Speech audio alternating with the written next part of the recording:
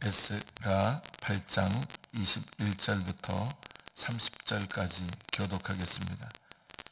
에스라 8장 21절부터 30절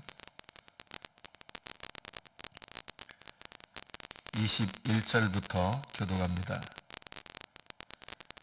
그때 내가 아하와 강가에서 금식을 선포하고 우리 하나님 앞에서 스스로 겸비하여 우리와 우리 어린아이와 모든 소유를 위하여 평탄한 길을 그에게 간구하였으니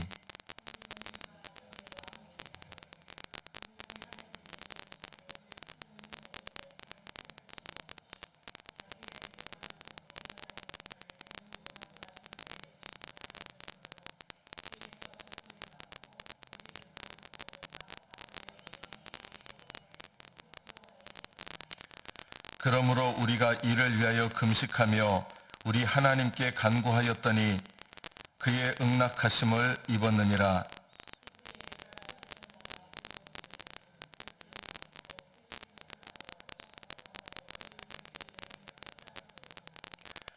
그들에게 왕과 모사들과 방백들과 또 그곳에 있는 이스라엘 무리가 우리 하나님의 성전을 위하여 드린 은과 금과 그릇들을 달아서 주었으니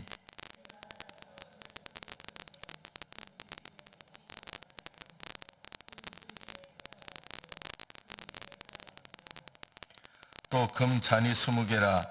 그 무게는 1000다리기요 또 아름답고 빛나 금같이 보배로운 놋그릇이 2개라.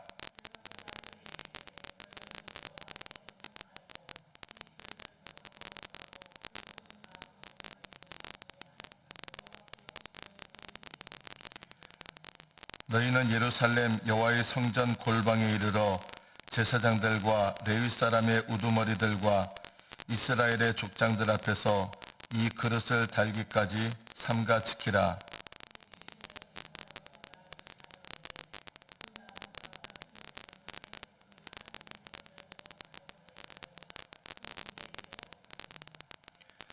여기까지 갖다 읽겠습니다.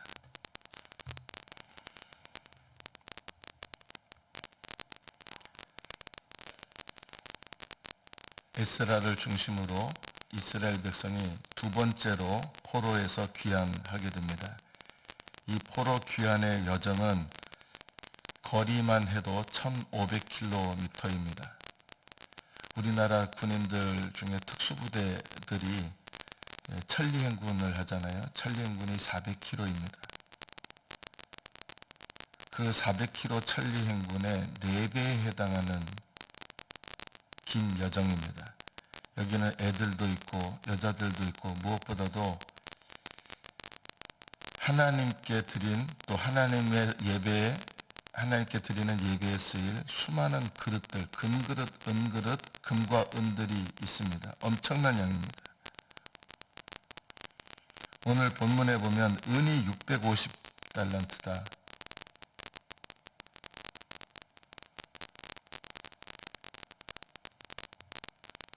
은그릇이 100달란트였습니다.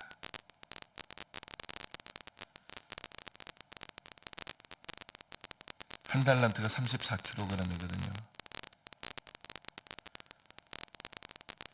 은이 650달란트라는 말은 엄청난 무게입니다. 은그릇이 100달란트다. 그러면 3.4톤입니다. 은이 650달란트면 한 20톤 정도 되는 거죠. 이 금과 은을 훔치려고 하는 사람들, 약탈하려고 하는 사람들이 이 긴 노정에서 얼마든지 약탈을 자행할 수 있는 그런 위험이 상존하고 있었습니다.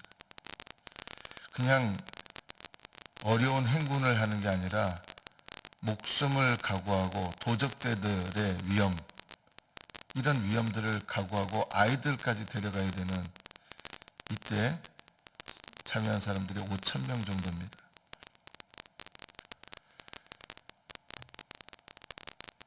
에스라는 이 긴 여정을 출발하기 전에 금식을 선포하고 금식을 합니다. 어떻게 보면 여러분 금식 해보시면 몸에 힘이 없어요.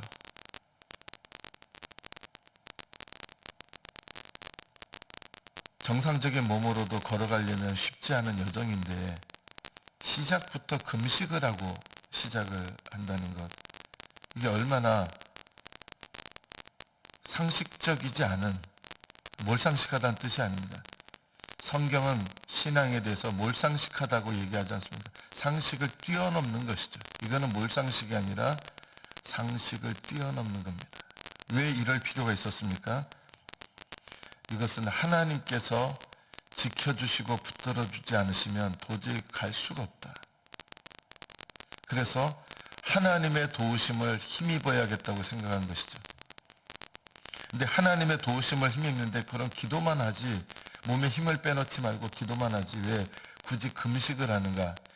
이 금식을 한다는 의미는 가장 첫 번째 뜻이 이겁니다. 금식을 선포하고 우리 하나님 앞에서 스스로 겸비하여, 금식은 하나님 앞에 자기를 낮추는 행동입니다. 그냥 하나님께 내 필요한 것을 구하는 기도도 있지만 왜 금식을 하느냐? 이것은 나를 낮추는 것을 말합니다. 이 길을 걸어가는 데 있어서 사람의 어떤 지혜도 어떤 능력도 이거는 불가능하다. 하나님이 도우셔야 된다. 그래서 전적으로 하나님을 의지하기 위해서 본인뿐만 아니라 모든 백성들에게 금식을 선포하고 금식을 하게 됩니다. 그래서 제일 첫 번째로 스스로 겸비하게 됩니다. 하나님 의지하는 상태죠. 그리고 우리 어린아이와 모든 소유를 위하여, 우리와 우리 어린아이와 모든 소유를 위하여 평탄한 길을 그에게 간구하였으며, 이런 것은 여러분 기복신앙이 아닙니다. 기복신앙은 하나님과 더 멀어지게 하는 세상 재물을 구하는 욕심, 이런 게 기복신앙이고요. 이것은 기복신앙이 아닙니다. 하나님을 의지하는 신앙입니다. 많은 분들이 내가 필요한 걸 구하는 게 기복신앙이다라고 착각을 하십니다. 아직까지도 그런 생각들을 하고 계신 분이 있습니다. 하나님께 나의 정당한 필요, 나에게 정말 영적으로 살아가는 데뿐만 아니라 내가 필요한 것이 있잖아요. 내 인생 가운데 하나님께서 지켜주시는 것, 우리 자녀들 그 영혼을 붙들어 주시는 것, 지켜주시는 것, 우리 자녀들이 이 세상에서 믿음 잃어버리지 않고 올바른 믿음의 길을 걸어가려면 뭐가 필요합니까? 우리 자녀들이 만나는 사람들도 중요하죠. 우리 자녀들이 맞닥뜨리게 되는 환경도 중요하죠.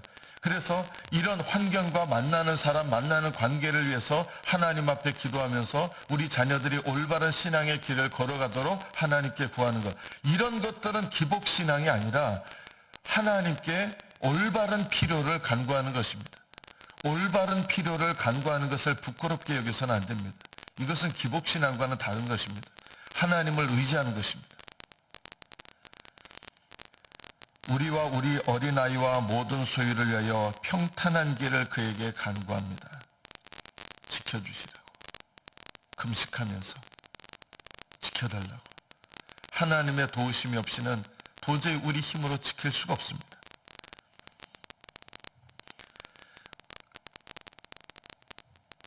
왜 이렇게 또 간구하였습니까? 우리가 전에 왕에게 아뢰기를 우리 하나님의 손은 자기를 찾는 모든 자에게 선을 베푸시고 자기를 배반하는 모든 자에게는 권능과 진노를 내리신다. 이거를 왕에게 믿음으로 선포하고 이야기했던 거예요. 그래서 그런 왕에게 말은 그렇게 해놓고 왕이시여 우리를 지켜주시고 우리를 도와주소서, 이렇게 왕에게 구하는 것을 보병과 마병을 좀 보내주십시오, 이렇게 할 수도 있었어요. 우리가 이 길에서 보병 지키도록, 우리를 지키도록 보병과 마병을 보내주십시오, 이렇게 하면 여러분 이건 상식이에요. 그런데 이렇게 구하지를 않았다는 거예요. 왜 보병과 마병을 구하기를 부끄러워했습니까? 그 전에 에스라가 왕에게 하나님의 손은 자기를 찾는 모든 자들에게 선을 베푸신다. 이런 믿음으로 얘기해 놓고 정작 실생활에서는 왕이시여 마병과 보병이 필요합니다. 이게 보통 사람들의 신앙의 모습, 신앙이 아니죠. 신앙 모습이거든요. 말은 아주 하나님을 의지하는 것처럼 합니다. 근데 실제 생활로 들어가 보면 세상 사람들하고 똑같아요. 말은 하나님을 가장 잘 믿는 것처럼 해요. 그런데 실제 생활 속에서 일을 처리하는 과정을 보면 안 믿는 사람보다 더 못한 경우도 얼마나 많은지 몰라요.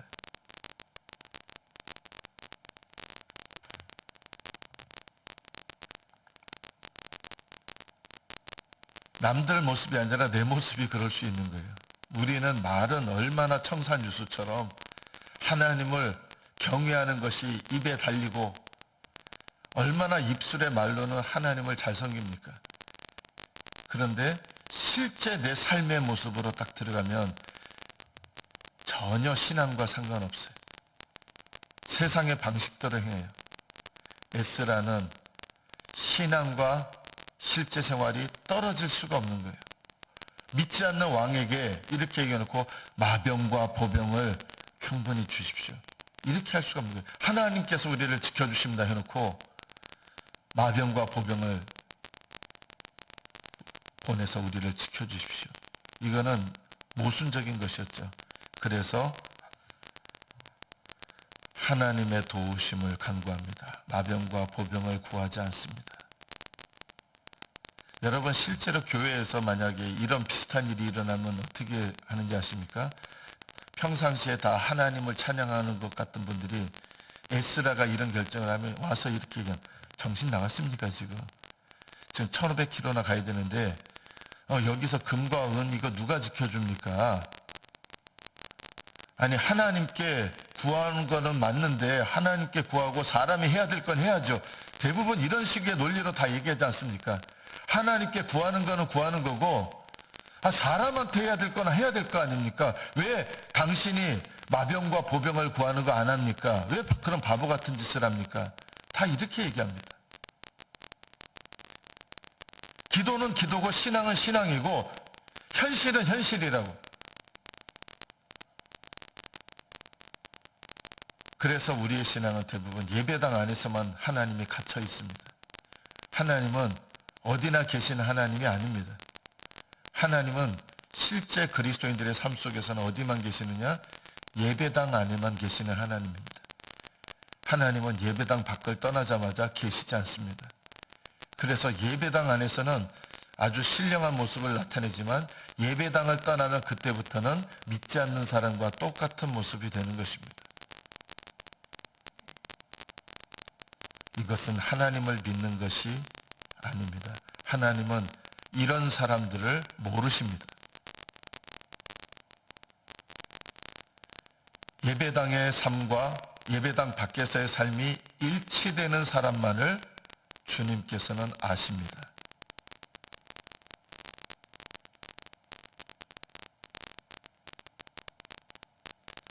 예배당을 무시하고 밖에서의 삶을 강조한다 그러면 그것도 잘못된 것입니다. 예배당에는 안 계신 하나님, 그것도 이상한 것이죠. 그런데 에스라는 이렇게 금식하며 기도했는데 하나님의 응낙하심을 받게 됩니다. 어떻게 받았을까요? 기도하는 사람들은 압니다. 그리고 그 결과가 뭐냐면 예루살렘에 도착할 때까지 하나님은 지켜주셨습니다. 어떤 방법으로 우리는 모르지만 하나님은 이 이스라엘 백성들을 지켜주셨습니다. 그렇다고 해서 쉬운 것은 아닙니다. 1500km를 걸어가는데 4개월이 걸렸습니다. 특전사들, UDT 이런 분들 천리행군하면 며칠 하는지 아십니까? 15일 정도 합니다. 4개월이 걸렸습니다. 애들 데리고 부녀자들 데리고 4개월을 여러 가지 위협 속에서 하나님을 의지하면서 걸어가는 긴 여정이었습니다. 이러니까 따라가기가 어려운 거죠. 이 길이요.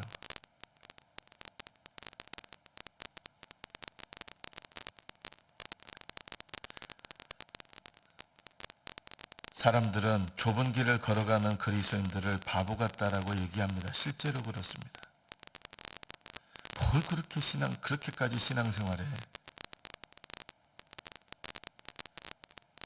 대부분 그리스도인들이 그냥 넓은 길을 따라서 삽니다. 그리고 좁은 길을 걸어가려는 사람한테는 지혜가 없다고 얘기합니다. 세상 그렇게 살면 망해. 그렇게 살다가 결국 후회한다.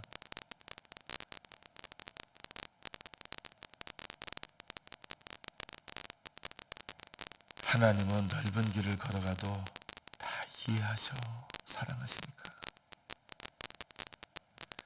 하나님은 다 그래도 구원하셔. 염려하지 마. 넓은 길을 걸어가도 하나님 자기 자녀인데 버리시겠니? 하나님 다 구원하셔. 염려하지 마. 그래서 넓은 길을 걸어가는 사람들이 그렇게 많고 좋은 길을 걸어가는 사람들은 그렇게 적은 것입니다. 에스라와 이스라엘 백성들은 사실은 우리로 말하면 좁은 길을 걸어간 사람들입니다. 그리고 이것을 그냥 무턱대고 또 한 것은 아니에요. 세상 사람들을 의지하지 않는다고 해서 그냥 아무렇게나 하는 게 아니었어요. 에스라가 보면 24절에 그때 내가 제사장의 우두머리들 중 12명 곧 하면서 12명을 뽑습니다. 그래서 이 기물, 은과 금의 각종 기물들을 지키게 합니다. 무슨 말이냐면 하나님께서 맡긴다고 하면서 아무 계획도 없고 아무것도 질서도 안 세우고 그렇게 될 수가 없다는 것이죠. 하나님께서 함께 하시고 보호하시는데 세상적인 것을 의지하지 말라는 거지 영적인 계획들, 영적인 질서를 세우지 말라는 것은 결코 아닙니다. 그래서 제사장의 무리들이 많았는데 그 중에서 12명을 세워서 그들로 하여금 하나님의 성전을 위하여 드린 은과 금과 그릇들을 달아서 주고 그것을 지키게 합니다. 이거 가는데 아무나 막 그냥 밑사원이하고 가는 게 아닌 거예요. 이 12명을 세워서 12명을 중심으로 이게 얼마나 수레에도 뭐 끌고 갔겠죠. 얼마나 많은 분량입니까? 이런 것들을 질서 있게 준비하고 질서 있게 영적 질서를 세워서 이것들을 여정을 가는데 부족함이 없도록 한 것입니다. 그래서 우리가 오해하면 안 되는 것이 하나님께 맡긴다고 해서 영적인 질서도 없어도 되고 영적인 어떤 계획이 없어도 되고 그것이 아닙니다. 하나님께서 우리에게 하나님을 의지하면서 하나님의 인도하심을 따라 계획하고 순종하고 적용하는 것은 우리가 하는 일입니다. 이 사람들이 가만히 그 자리에 있으면 갑니까? 자기들이 걸어가야 되는 거예요. 이 1500km를 걸어가는 것은 저절로 무슨 KTX 태워지고 가는 거 아닙니다. 신앙생활은 KTX 타고 가는 거 아닙니다. 가만히 여기에 앉으면 어떤 분들은 이런 표현을 잘합니다. 그냥 KTX 울산에서 타면 통도사역에서 타면 서울까지 간다고. 신앙생활은 이런 거 없습니다. 신앙생활은 그래서 걷는다라고 표현하는 겁니다. 남이 태워주지 않습니다. 내가 걷는 것입니다. 고난들을 겪어야 되고요. 주님과 동행해야 될 책임이 있고요. 날마다 하나님 앞에 내가 걸어가야 될 일이 있습니다. 이런 것들을 안 하면서 하나님께서 나를 천국으로 들여보내실 거라고 하는 것은 잘못된 환상입니다. 신앙생활은 날마다 걷는 것입니다. 하나님은 세상 가운데 우리를 두셔서 세상의 유혹과 싸워 승리하게 하시고 세상의 기준과 싸워 승리하게 하시고 그래서 결국 우리의 삶을 판단하는 최종적인 시점은 언제입니까? 하나님 앞에 섰을 때 그때가 바로 우리가 어떻게 살아왔는지를 올바르게 시험하는 때가 되는 것입니다. 하나님 앞에 섰을 때.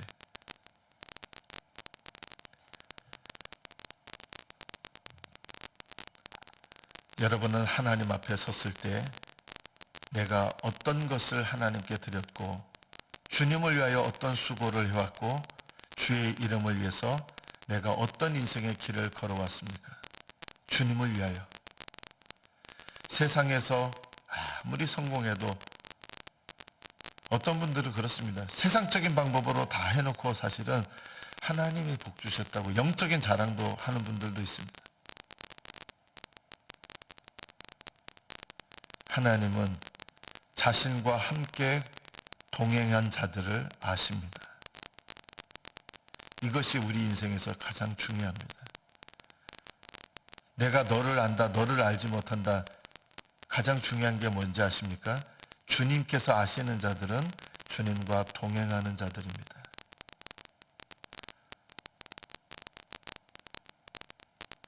주님과 동행하는 사람들. 지금은 동행하고 있는지 동행하고 있지 않는지 잘 나타나지 않을 수도 있습니다.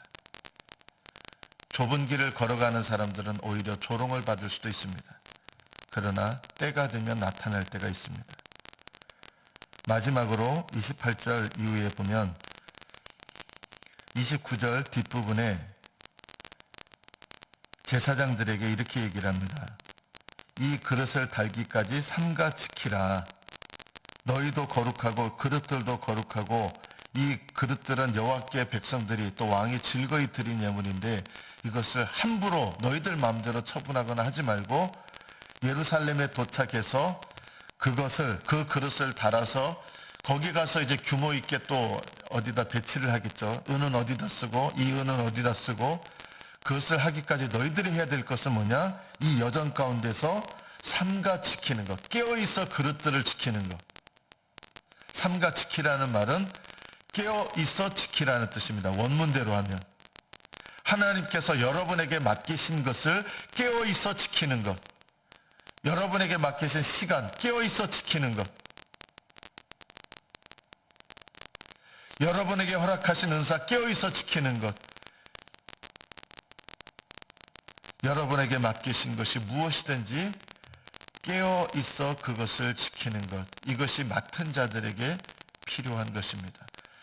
에스라는 12명의 제사장 그룹 중에서 12명을 세웠는데 이 12명들에게 저절로 그냥 가는 게 아니라 깨어있어 그거를 지키는 것.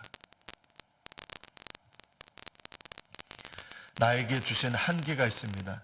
예루살렘에 가서 그것을 달기까지 너희들 마음대로 처분하지 마라. 그건 내가 할 일이 아니라는 거예요. 너희들이 할 일은 1500km를 가는 동안 깨어있어 그것을 지키라. 예루살렘에 도착하면 이미 제사장들이 있을 것 아닙니까? 그죠? 그럼 거기에 합류해서 이 은을 어떻게 사용하고 이 은은 어디다가 쓰고 이런 건 거기 도착해서 해야 될 일인 거예요. 그건 내가 해야 될 일이 아닌 거예요. 너희들은 그거를 하지 말고 그 은을 달기까지는 이것에 대해서 깨어 지키라. 이것이 12명의 사람들에게 명령했던 것입니다. 하나님께서 나에게 주신, 현재 주신 이 직분과 범위 안에서 깨어 지키십시오. 깨어 감당하십시오. 무엇보다 영혼을 지키십시오. 내 영혼을 지키시고 내게 맡겨주신 영혼들을 지키십시오. 내게 맡겨주신 시간들을 지키십시오. 깨어 보내십시오. 하나님께서 하늘나라 가는 그날까지 우리에게도 여정을 맡기셨는데 여러분 각자의 이 여정 속에서 하나님께서 지키라고 맡겨주신 것들에 대해서 여러분 자신과 여러분 가정과 또 여러분에게 맡겨주신 영혼들을 지키시면서 끝까지 인내하면서 주님과 동행하시는 저와 여러분이 되시기를 축복합니다. 기도하겠습니다.